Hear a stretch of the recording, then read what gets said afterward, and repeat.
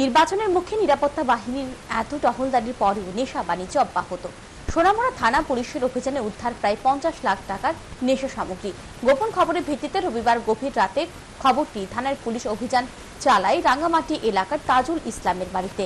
তাজুল ইসলাম ও তার ভাইয়ের গড়ে পুলিশ অভিযান চালিয়ে ফেন্সিডিল ও কোরেক্স উদ্ধার করে প্রায় 7,500 বোতল। থানার ওসি জানান, উদ্ধার হওয়া নেশা সামগ্রীর বাজার মূল্য আনুমানিক 50 লাখ টাকা।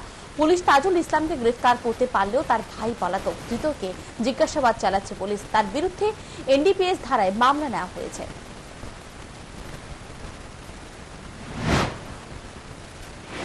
টোটাল 7,500 বোতল কফ সিরাপ বোতল পাওয়া যায়। তার মধ্যে আপনার ফেন্সিডিল হচ্ছে 2,400, আর বাকি কোরেক্স হচ্ছে 5,100। তো সব মিলিয়ে 7,500 বোতল। বাজার মূল্যটা যারা বাজার আনুমানিক মূল্য প্রায় 50 লক্ষ টাকার মতো। এখন তদন্তের সাথে কিছু বলা যাচ্ছে না। আমরা ইন্টারোগেশন করছি এবং কোর্ট থেকে পুলিশ রিমান্ডে আসবো।